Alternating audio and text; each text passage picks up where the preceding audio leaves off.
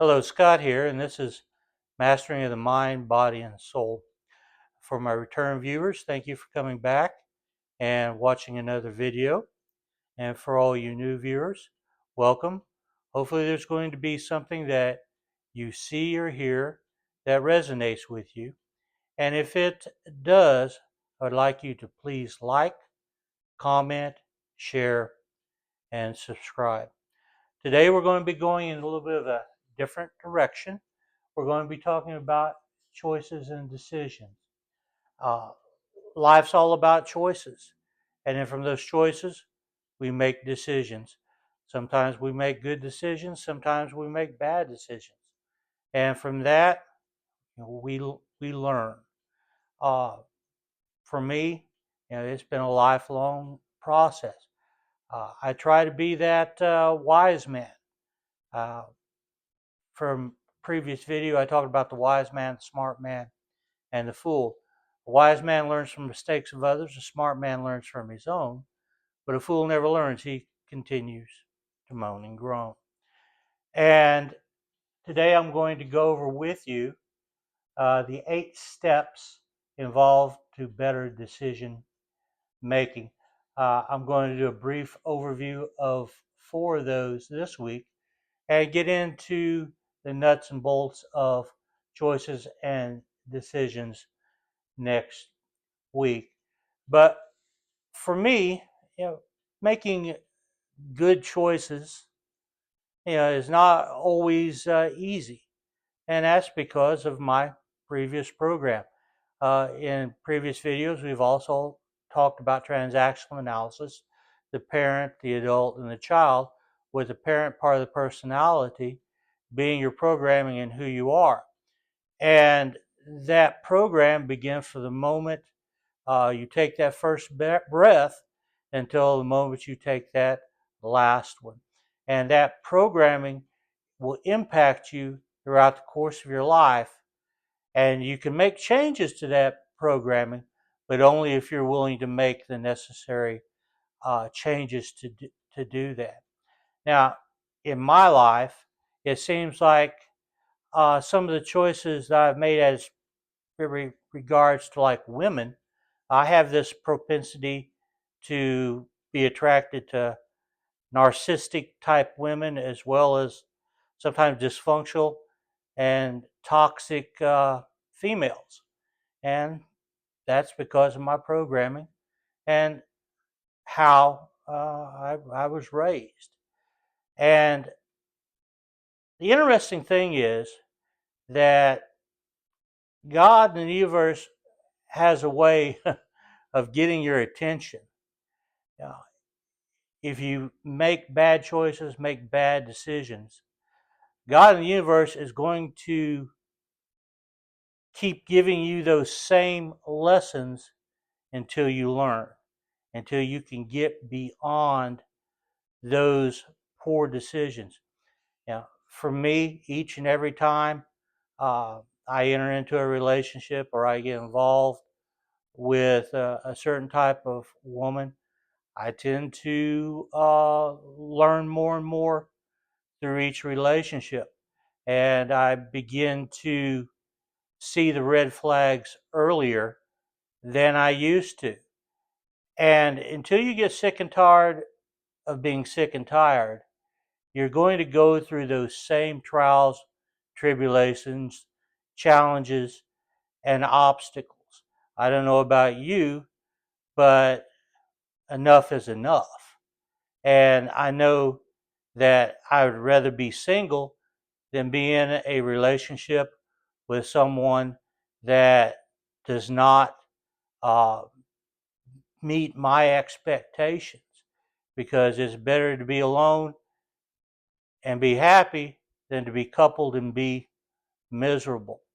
But the first step in a choice or a decision, it's to know yourself and who you are. What are your values? What makes you tick? Who are you? What are your strengths and your weaknesses? And being responsible, ultimately being responsible for your own behavior. Only you can control you. And 2, you recognize and define the decision to be made. What is it that's going on in your life that you're going to have to make a choice about, and then ultimately a decision? And then 3, look at possible alternatives.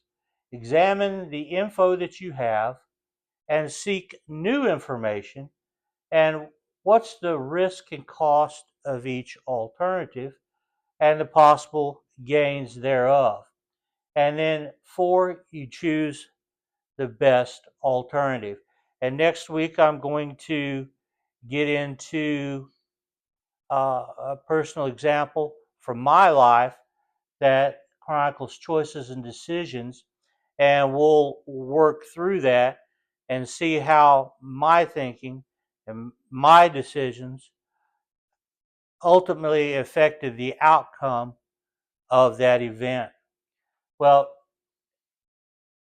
I have a proverb up here as a Navajo proverb, and I have a friend on Facebook, and she's a Tai Chi instructor, and I also take lessons from her. And she posted this up on her page, and I think it really goes well with what we're going to be talking about. And it says, "You can't wake a person who is pretending to be asleep." Okay, the meaning is, you cannot convince someone who chooses ignorance. Change requires willingness. And this is what this whole mastering of the mind, body, and soul is all about. Be willing to change. If you want to stay at who you are, then you reap what you sow. If nothing changes, nothing changes. And I have an acronym for you once again this week. I got a little bit more room on the board this week. We've completed the rational motive therapy part of the mind portion of this program, and it's recovery. Uh, yeah, we recover all throughout life. There's always some type of challenge or obstacle that will come into life, and that you will have to negotiate and come up with different ways to make the situation better or your life in general. So R begins, remember to love yourself. And that's probably the most important thing. If you don't like who you are and what you're about, then that's going to reflect into who you are. So you got to change that hate into love. And then the E is eliminating fear. Fear of the unknown, fear of failure. If you can get beyond those two fears, there's nothing that you cannot accomplish in this life. And then C, create a new you. I mean, you don't have to be the person that you were programmed to be as you were growing up, or who you became as an adult. You can become someone new if you're willing to make that change. And then, open your eyes and see your beauty. Everyone is beautiful in their own way. Beauty is in the eye of the beholder. And, goes back to loving yourself. And you have to really see yourself for all your strengths and your weaknesses, and what you do well and what you don't do well. And then V, vanquish self-hate. Self-hate and self-loathing keeps many people from actually realizing their dreams and success. And the E is enjoy life again. Fall in love with life again. Enjoy the struggle. And then R, realize your potential. Everyone has potential. You just have to sit back and do a little bit of self-reflection and find out what it is that you do well and work on enhancing that. And then why you are worth so much.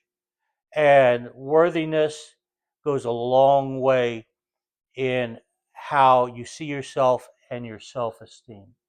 And when you achieve all these, then you can achieve recovery. And recovery, I mean, it's a lifelong process. But next week we'll get a little more in depth into that. I would like to say to you today, before I go, that I believe in you, and I want you to believe in yourself. You know, I tell you this each and every week because that's what I believe that you can do for yourself to change who you ultimately are. Because teamwork makes the dream work. Believe it to achieve it. And also, it's just not about yourself, but about others as well.